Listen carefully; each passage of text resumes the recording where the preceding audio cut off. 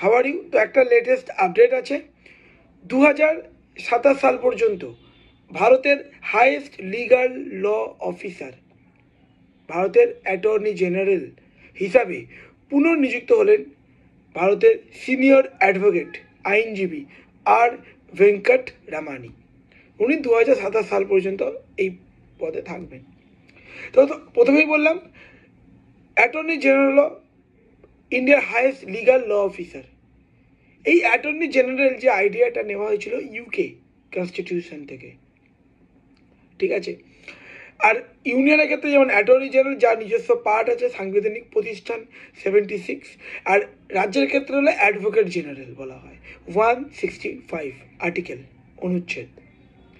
তো ইউনিয়নের ক্ষেত্রে কিন্তু যদি বলো পার্ট 5 মধ্যে পড়ে, আর রাজ্যের ক্ষেত্রে কিন্তু পার্ট 6 মধ্যে পড়ে।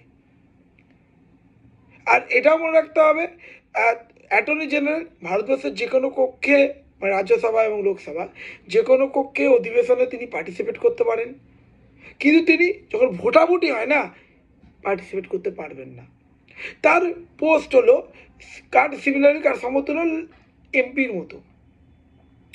এবং অবশ্যই তোমরা যদি ওথ, অ্যাটর্নি জেনারেল যে ওথ বা স্যালারি বেতন, এটা কিন্তু শিডিউল 2, যেখানে স্যালারি বেতন বলা আছে, এবং ওথ যেটা শিডিউল 3তেও এই আছে, তফসিল যেটাকে বলি আমরা বাংলায়।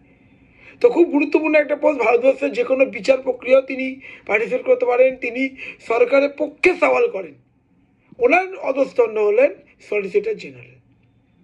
তো অবশ্যই এরকম আপডেটসগুলোর জন্য তোমরা চ্যানেলটি লাইক করো, শেয়ার করো, সাবস্ক্রাইব করো। Thank you.